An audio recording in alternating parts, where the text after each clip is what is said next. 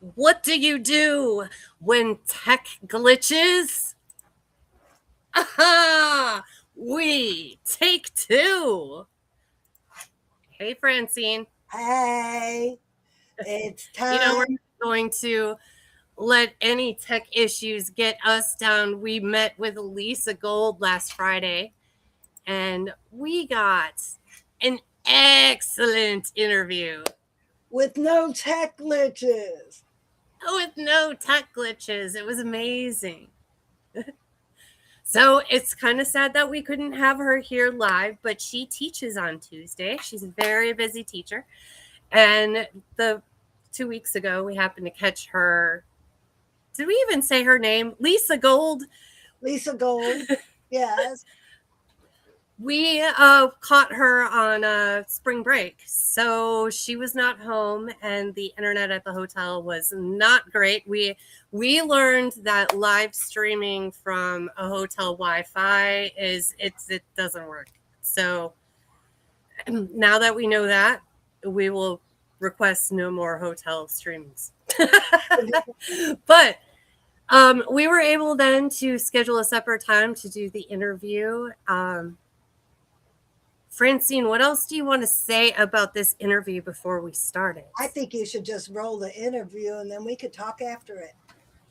Okay, that sounds great. So while we're watching this, if you have any questions, go ahead and put them in the chat and we will be happy to address them as soon as this is over. So here we go. All right. Hey, everybody. We've got take two interview with Elisa Gold. Yes. And we are overcoming tech issues left and right. And so we wanted everybody to get a chance to actually hear Lisa's answers to the interview this time. So let's get started with where it all started for you, Lisa. What made you decide that you wanted to start writing? That's a great question. I started journaling at a very young age when I was 7. And funny enough, I still have those journals. I've saved them. And then there was some detours I took in my life, which we all go through things, and I call it a detour. And I really expressed my journey in my journal at the time in my 30s. And my dad had said to me, I read some of the things to my dad, and he goes, wow, he goes, that's really good. He goes, I have a friend that's a writer. I'd like to share it with them. And I'm like, yeah, I felt kind of vulnerable. And I thought, well, all right. And I sent him some manuscript, and he shared it, and then got back to me, and he goes, you should really publish this. And I'm like, oh, Dad, it's really, I'm very vulnerable to share that kind of information and put it out there on the platform, because it's me, it's my personal stuff. And we all go through personal stuff, but we don't always want to hold it on our sleeve or share it. So back in 2008, my dad's like, well, let me help you get started. He goes, why don't let me, I've written several books, but with your first book, he said, let me help you get it off the ground and help you with the finances of it. So that was huge.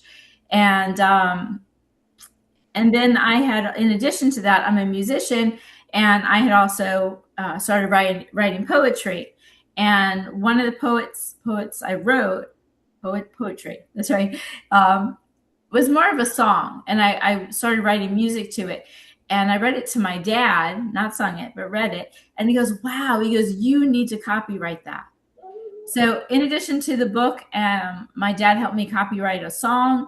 And the music for it is still not complete, but the song is written. And so thanks to, all originates from my dad's inspiration. And even as a very young child, I had a cousin of mine say, all the journaling you do, you should write a book someday. So it's kind of followed me all along, but with family Okay. support. I have a question Yes. because the majority of our listeners are either authors or aspiring authors or other creatives, maybe writing songs.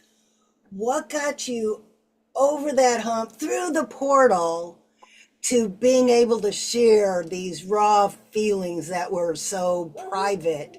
What got you over that to share it with the world? I think that's a great question. Um, Vulnerability is very raw, and I think we can all relate to that. And it's easier for some of us more than others. For me personally, I think because no matter what our ages, we have parents, and if God willing they're still alive and with us, my dad has passed, but when you have an approval from mom or dad about something that's raw, it kind of gives you permission. And so I think with my dad looking at my story and being, hey, that's really good, you should share your message to help others, it was a kind of like I said, an approval, a permission to be open and vulnerable. So, if I remember the story correctly, you had a certain way of going about writing the story so that it wasn't so much like me putting all of my vulnerability out there at one time, right? Yes, yes. Thank you for remembering. Yes, I've written 7 books, 7 or 8 books, and 3 of them are re-editions, like because they're re-edited and republished. And that's called Will to Survive, which is based on chronic fatigue. And it was a journey I went through physically, but it was a doctor's diagnosis. And I've spoken about this, and I'm giving you the long answer, but I've spoken about this to other groups, other women, other book groups, about how a doctor's diagnosis is just that, kind of like take the underlying focus and scenario of, look at your life, look at your job, look at who you're surrounded by, and how it's impacting your health and wellness. So that was very raw and vulnerable.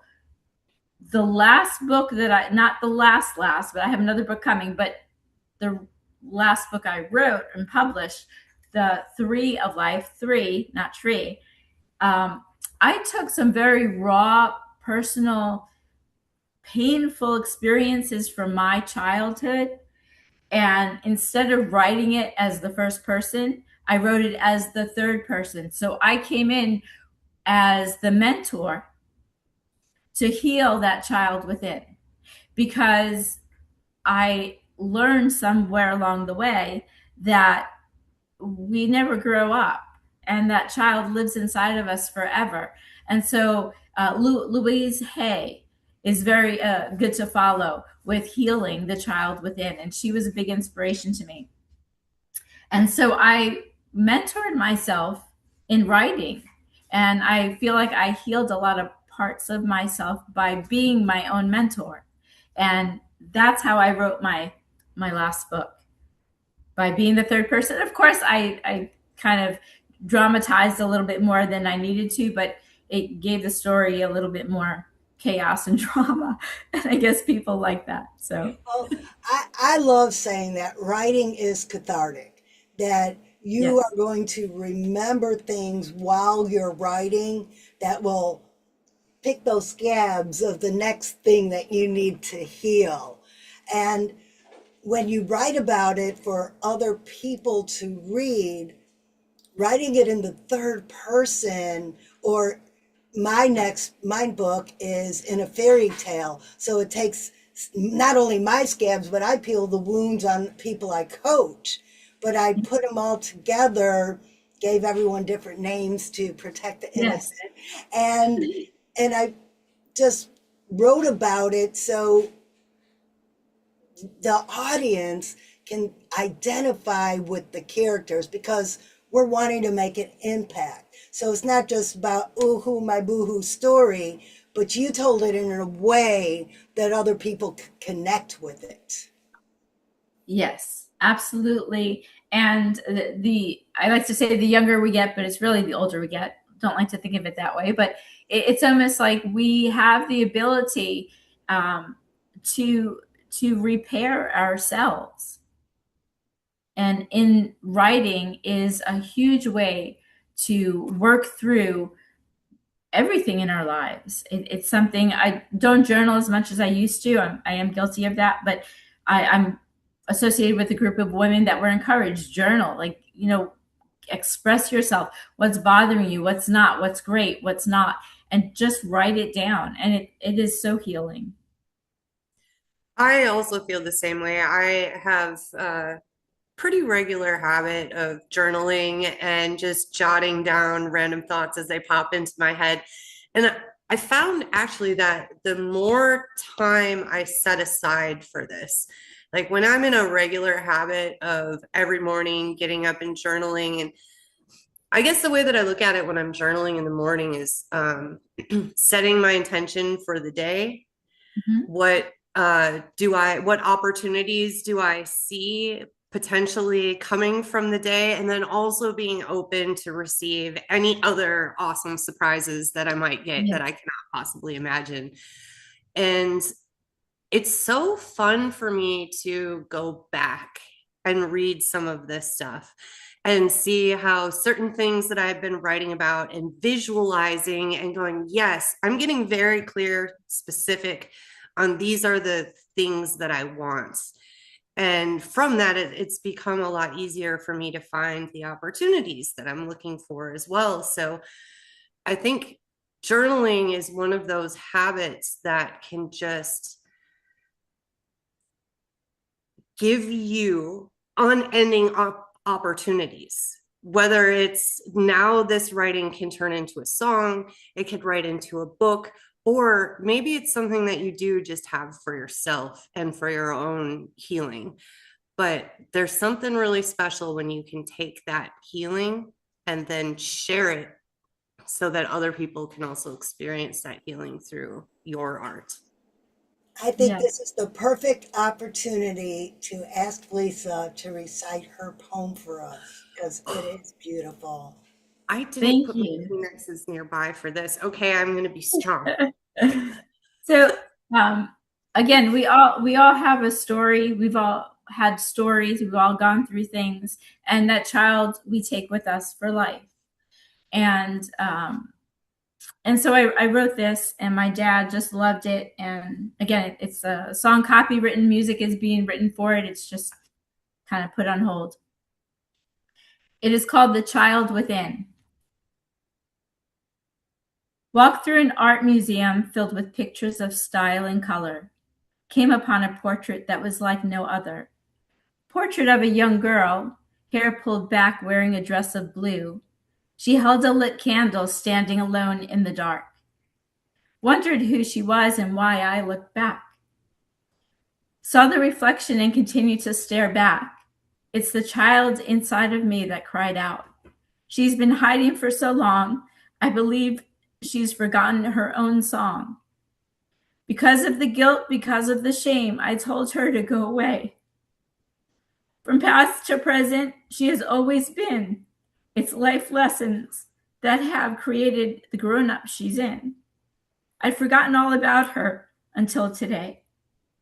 It's the child inside. It's so clear to see that child inside is me. She'd grown used to the dark. Let her eyes adjust as she blows out the candle and walks into the sunrise. Give her some time to realign, for it is I, the child inside. Sorry, I Little can't. goosebumps, and my eyes are a little watery too.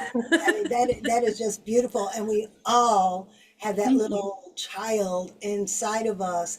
And when we journal, or even when we're writing our stories for the Believe anthology, we're tugging at that little child and say, here, help me, help me, help me.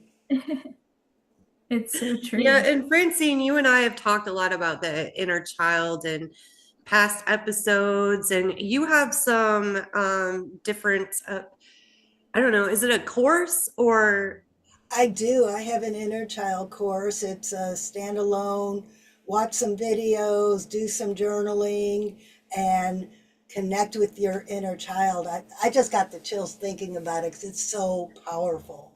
Wow. I mean, speaking of journaling exercises, what does your inner child want?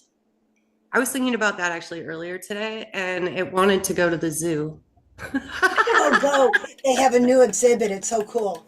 They do. A new Oh, it's been a vanity. while since I've gone, so A I think new, that's where that craving came from. oh, it's Now beautiful. you're It's going a to new make me want to vanity go tank. to the zoo. What did you say? I said, now I'm going to want to go to the zoo this weekend. Well, come to Jacksonville. We got a new manatee tank. It's beautiful. Oh, nice. Nice. Yeah, I'm in Palm Beach Gardens. We have Loggerhead, the Loggerhead Marina here. Oh, I want to see that. And wait, we do have a manatee exhibit as well. That's in Riviera Beach, not far.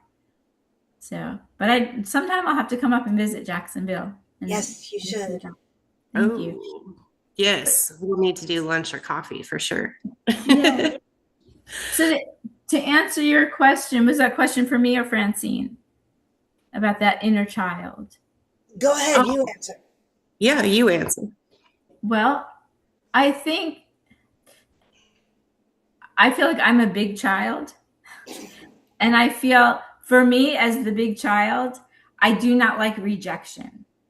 And so I think as the little child, we always want to be um, recognized, and we always want to be approved of, and we want to be accepted and loved and I guess adored if we want to keep going on that. So I think ultimately that child wants to be free of any limitations um, that don't have any strings attached to it. You know, there might be something that we can have, but well, you can have this, but you have to do that, or if you do this, you'll get that. I just cross the board, no strings attached. We just want to be free and to be adored and loved and appreciated, respected and accepted for who we are, because um, we are all colors of the rainbow, where we're not the same color, we're not the same, we don't bring the same thing to the table, but that's okay. That's what makes us different. What makes life interesting? That's true, right? There's the saying, if we were all the same, life would be boring. That Sure is, would. well, and just think about it. If your life never changed, how boring would that be if everything just stayed the same all the time? Change is a beautiful thing. Yes. We need to embrace the changes in our life. And for me, one of the biggest changes was inviting that inner child back in. And now she's the one who runs my business. Oh, I love it. I was just picturing like going to the About Me page on your website and like for the presidential picture, there's just like a young child, your 5-year-old school picture. That is a great idea. I think That I is a might great do that. idea. Oh, and I've been playing with clones. What if I make a clone of my inner child Oh, and get her talking? Oh, that's right? Now that could be fun. Well, if we're going to do all this time travel, you also got to talk about the older, wiser self. The one that tells you Mm. that I haven't met her yet. you haven't met her yet. Oh my gosh, we have to do that exercise together sometime. I don't want to be older, wiser. I want to keep having fun with the inner child. Oh, well, Oh, they're you're connected, they're all the same person. But the older, wiser self is always the one that is, well, in their hundreds, in really good health, still bikes a couple miles a day and Kind real of like sharp. Charlie. Like Charlie. Our Yeah. 82-year-old friend does 85 push ups every morning. Really? wow. Good for them. Yeah. I want to be like Charlie, of course. Not the push ups. I'll find another way. That's amazing. I have a 95-year-old piano student. She's been with me for 3 years now. Yeah, 3 years now. She's 95. She plays piano beautifully, and she looks like she's in her 70s. Oh, well, that's awesome. So yeah, so your older, wiser self like this, right? And Yeah. they've lived through all of these life experiences. So sometimes hindsight is 2020, right? So this is where you can get some of that hindsight before you even get there. And Yeah. it's where you can tap into your intuition and say, okay, this thing that I'm stressing about so bad right now, is this really the most important thing for me right now? Most of the time. And when you stop and listen for just a second, very often you will find out that it is not the most important thing right now. And you will find a way to get through that difficult situation. But it takes a minute of time travel to tap into the older, wiser self, really have a good conversation. And then at the end of the conversation, realize that you really are that older, wiser self. And you have the ability to tap into that wisdom of what is the best way for you to be spending your time. And I think a Back lot to of what people, the younger self was saying. and a lot of times we need to remember that even coaches need coaches. That That's true. sometimes you are looking at a situation like this and it helps to get somebody else to look in from the outside. And that's why we have our portal parties. Oh, yes, I read about that. And that's basically what your dad did from you. He was looking from the outside saying, you should write this book. And then Yes. he kind of pushed you a little bit and helped you get started. And that's what we do in the portal parties. We Okay. take your little glimmer of an idea and we help bring it to full fruition. Oh, I love that. I Yes, love that. it's as fast as stepping through a portal and you can be in a whole new dimension. That sounds awesome. Hey, I wanted to say one thing, kind of rewind a little bit. We're talking about the inner child. And other than being an author, a radio show host, I'm also a music teacher and I've taught since high school. And I'm sharing this because I think this is something I wish somebody told me.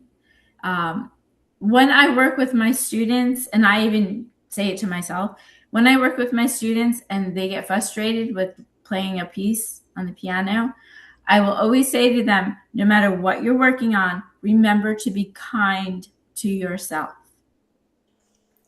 And and it's so important to teach them at a young age because again, I wish I was taught that at a young age because I think ultimately that child within, no matter what ages we are, we need to remember to be kind to ourselves because at all ages we appreciate kindness because it's so welcomed and it feels so it's such kind good energy and we all need that, so I just wanted to add that. And that is a perfect place to end this interview because that's the one thought I want to leave our audience remembering. Thank you. Yes, be kind to yourself always.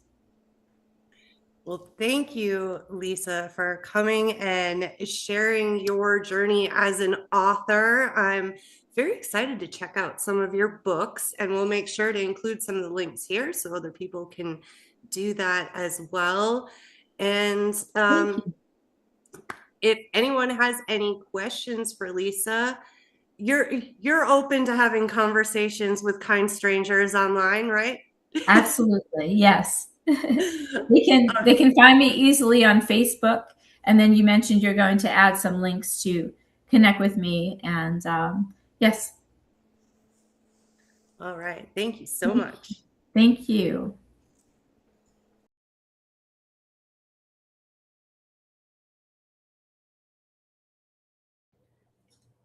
We're back.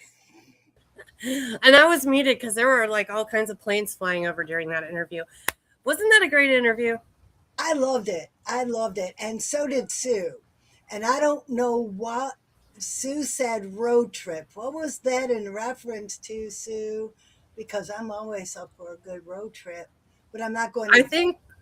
I think we need to go visit Lisa's cat is why we're going on a road trip. I love Lisa's cat. Yeah. That's probably what it is.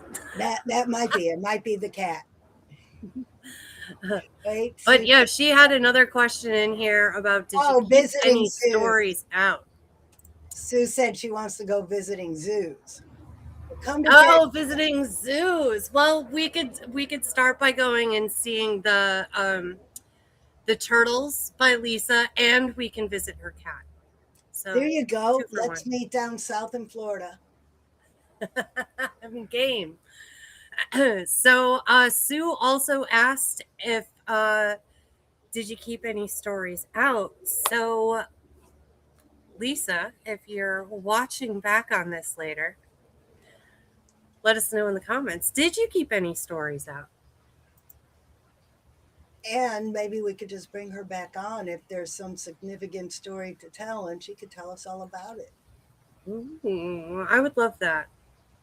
Because I know that I had to leave some stories out, not because I didn't want to tell them, because they might not have been as relevant to that theme that I was writing about. So I'm thinking that might be why Lisa has so many books.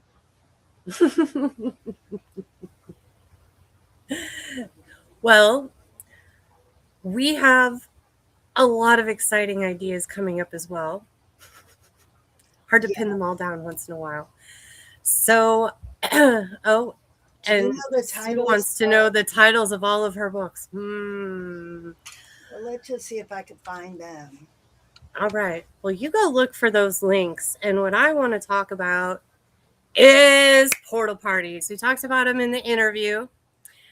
And I want to mention that if you are looking for an upcoming portal party so that you can attend one, when you go to our website, heidelbergcoaching.com/believe retreat, you will see information about our book anthology, how you can sign up for that. And right underneath that is information about the portal parties. And on the right side of the screen, did you find it?